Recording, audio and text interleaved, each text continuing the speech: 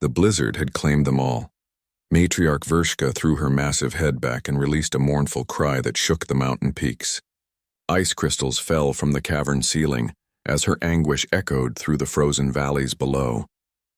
The other dragons of her pack joined in the lament, their voices harmonizing in a song of grief that had not been heard in 3 generations. In the nesting chamber, 17 shells lay cracked and cold. The hatchlings inside had never taken their first breath. The sudden temperature drop, unprecedented even in these bitter highlands, had stolen them away before they could know the warmth of their mother's wings. Vrshka's emerald scales had dulled with sorrow. She curled her body around the lifeless eggs, trying futilely to share warmth with those who would never need it again. The other females of the pack did the same, creating a circle of grief around their lost young. "The ice takes everything," rumbled Thornax, the pack's eldest male. His scarred snout bore witness to countless winters, but even he had never seen such cruelty from the elements. For 3 days the pack mourned. They did not hunt. They did not fly. They simply wept, their tears freezing before they could touch the ground. Neo checked his thermal scanner for the 3rd time, unable to believe the readings. The energy signature was massive. Multiple large life forms clustered in a formation that suggested intelligence and organization. "Katniss, are you seeing this?" He called over the comm link, his breath fogging in the frigid air despite his suit's heating system. "Copy that," came the reply. Katniss was positioned half a click to his east, scaling the ridge that would give them visual confirmation. "If those readings are accurate, we're looking at the dragon pack the locals mentioned." The Vrshka clan. Neo had laughed when the settlement's elder first spoke of dragons. Every human colony found on ice worlds told stories of massive reptilian creatures that somehow thrived in sub-zero temperatures. Usually they turned out to be some variant of cold-adapted lizards. Impressive but hardly mythical. But these readings were different.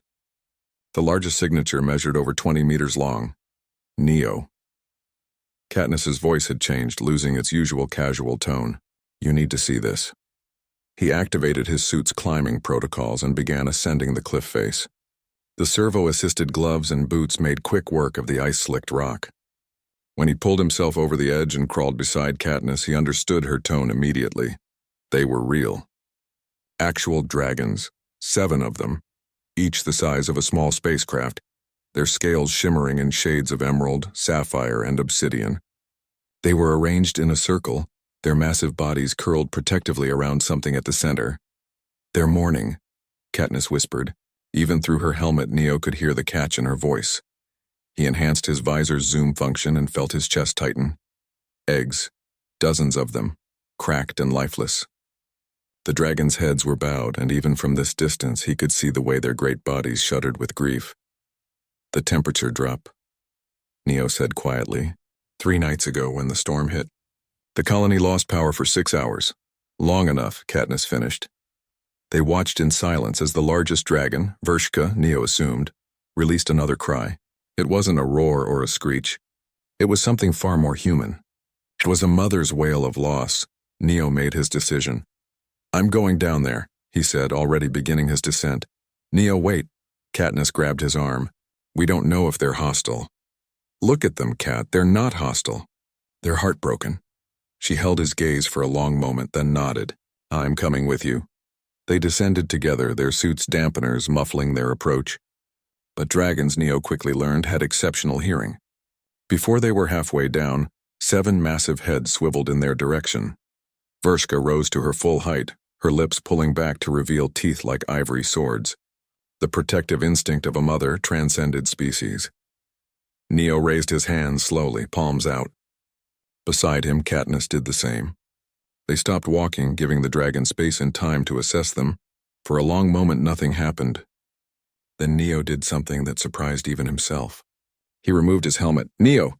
Katniss hissed, but he shook his head. The cold hit him like a physical blow, but he needed them to see his face, to understand that he came not as a threat, but as something else entirely. "I'm sorry," he said, his voice barely carrying through the wind. "I'm so sorry for your loss." Vrshka's eyes, ancient and intelligent, studied him. Slowly, the tension in her massive frame eased. She lowered her head, bringing her face level with Neo's, close enough that he could feel the warmth of her breath. In that moment, Neo understood. Whatever these creatures were, they were people. They loved. They grieved. They understood loss. He reached out slowly, placing his gloved hand against her scaled snout. Vrshka's eyes closed and a low rumble emanated from deep in her chest. Not a growl, but something closer to a purr. Katniss had removed her helmet too. She was crying, tears freezing on her cheeks. "Our colony," she said, addressing Vrshka as if the dragon could understand every word. "We have incubators, medical technology. If there's any chance at all." Neo pulled out his portable scanner, the medical-grade one he carried for emergency field work. His hands shook as he approached the nearest egg kneeling beside it. The dragons watched but didn't interfere. He pressed the scanner against the shell and held his breath. 1 heartbeat. Faint. Impossibly faint. But there. "Katniss, call for emergency transport." "Now." His voice cracked with urgency. "We've got at least 1 survivor, maybe more. We need the incubation pods from the colony, all of them, and tell them to bring thermal wraps." As Katniss relayed urgent coordinates to the colony, Neo moved from egg to egg with his scanner. 3 more heartbeats, 4 lives that could still be saved. Vrshka watched him work, understanding dawning in her ancient eyes. When the transport shuttle screamed overhead 20 minutes later, she didn't flinch. When the human medics swarmed into the nesting chamber with their equipment in careful hands, she stepped back and allowed them access. Neo coordinated the operation, his training taking over even as his hands continued to shake from cold and adrenaline. Each viable egg was carefully wrapped in thermal blankets and loaded into portable incubation units. The medics worked with reverent efficiency, understanding without being told that they were handling something precious beyond measure. As the last egg was secured, Vrshka approached Neo once more. She lowered her head and gently pressed it against his chest, a gesture of gratitude that needed no translation. "We'll take care of them," Neo promised, replacing his helmet as the cold finally became too much. "I swear it." 17 days later, Neo and Katniss stood in the colony's medical bay watching through the observation window as the first hatchling cracked through its shell. It was the size of a large dog, its scales a brilliant jade green. Behind them, Vrshka had somehow folded her massive frame into the observation room, refusing to be separated from her young any longer. When the hatchling released its first cry, strong and defiant, the matriarch's rumble of joy shook the entire facility. The pack had made camp outside the colony. What had started as a rescue mission had evolved into something far greater. First contact. The humans and dragons had spent over 2 weeks learning to communicate, sharing stories and resources, building the foundation of an alliance.